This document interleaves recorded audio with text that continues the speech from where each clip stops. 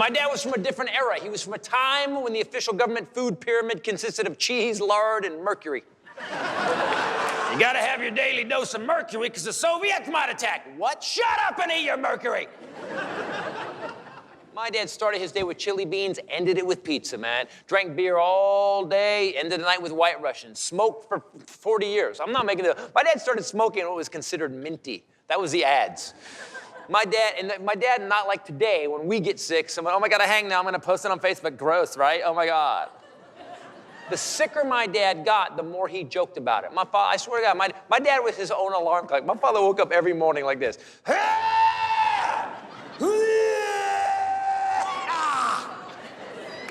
Dad, you okay? Yeah, just gotta change brands.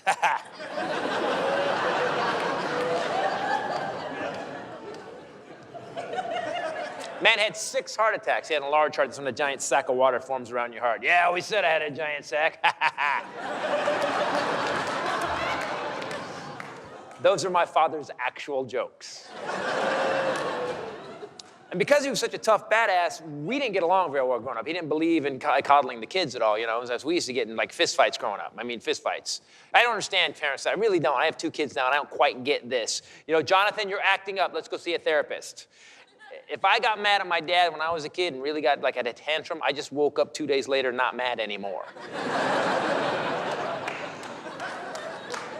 And we used to get in fist fights growing up, man, and brawls. But the one place we always got along was the Oakland Road Show. We're big car guys. So we go to the big car show every year in Oakland. It's actually in LA now. But we go to Oakland, we go and we went from the time I was 5 till I was a grown man.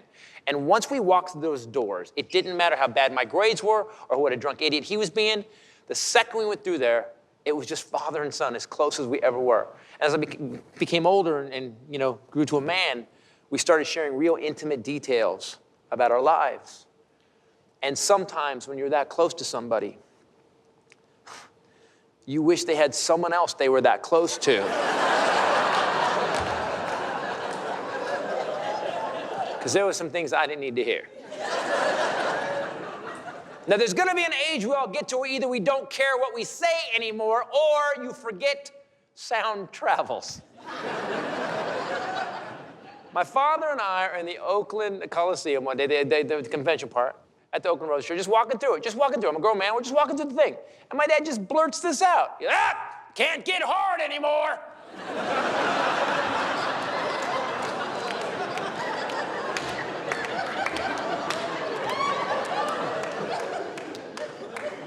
What do you want me to do?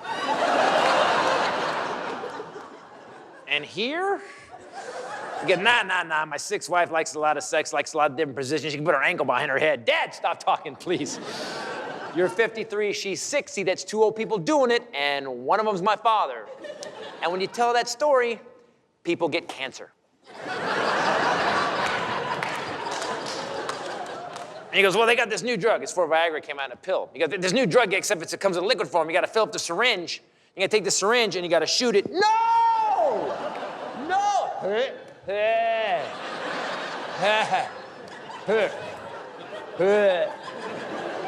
Let me tell you what happened.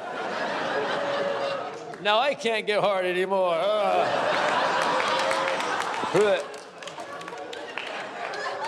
Knock it off. Let me tell you, I don't want to know anymore, Dad. I'm good. Let me tell you what happened. No, I'm not listening to the story, Dad. Oh my God, that's the sickest thing I've ever heard in my life. I'm looking at cars. Let me tell you, no. And I walk away from him. I'm a grown man, I don't need to take this. And I turn and I'm just like, I walk away from my father. I get 25 feet away from my father, and in the Oakland Convention Center, my father goes, you gotta shoot it into your dick, what?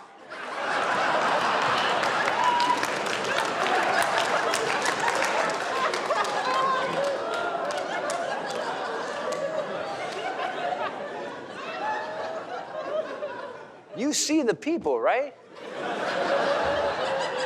What, they got dicks too? Dad. And then my father says something that will forever be burned into my brain. He says, first time I used it, which means there was a second time. At least. First time I used it, I didn't have my reading glasses.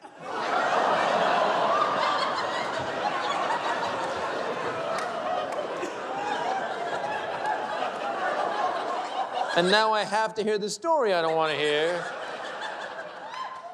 Because I didn't have my reading glasses, and the prescription bottle said use 1 cc. But I thought it said use 10 cc's. And I start to horror laugh like you guys just did. A horror laugh is defined as something horrible happens to somebody else. But to hide your guilt for laughing, you go, ha ha, oh, no, oh, no. We've all done it. You see a 4-year-old slam into a kitchen cabinet full speed. Oh, come here, come here, come here. All done. Horror laugh. So he goes, I fill up the syringe, and I shot it in. Yeah, let me ask you guys something. How much do you think you really like sex? Because I think my dad just set the bar.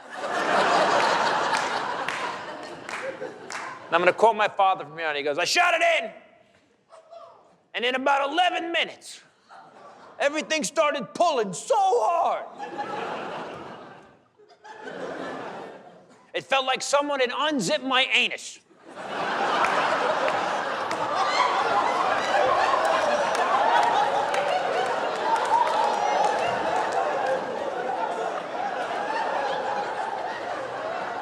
I could be no more offended, he goes, 5 hours later,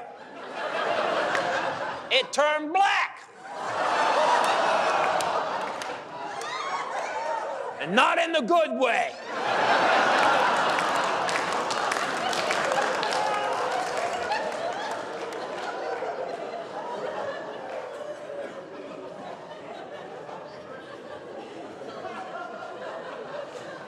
So why did I tell you that story? Because my therapist said it was time.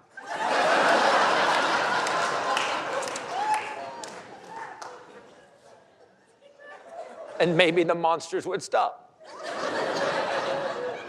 Now, he didn't say they wouldn't start for you. You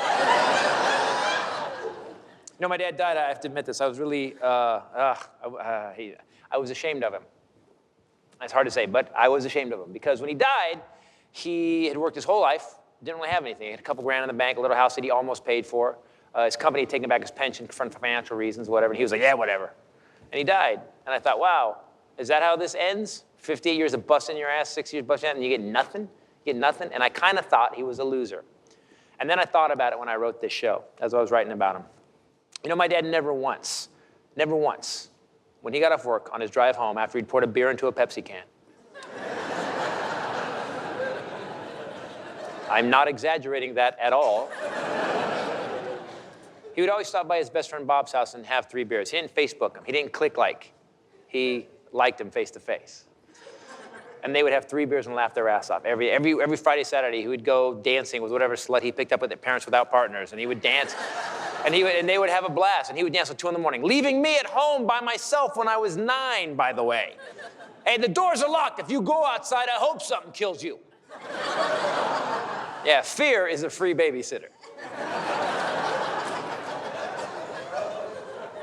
He was always dragging a project home. We were always building a car or doing something crazy. I was building cars when I was 9 and driving cars, drifting when I was 9 years old in the mud. We had these death trap motorcycles that we get for nothing. And he goes, go right around the neighborhood. If you get stopped, though, I don't know you. That's my dad.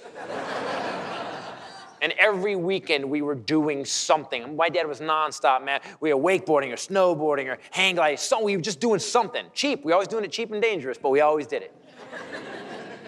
And I thought about it, and I can never remember my dad once saying, one day we'll get. One day, if this happens, it'll be good. My dad was never a bitch on a donut run. He just sat down and ate donuts, bitch.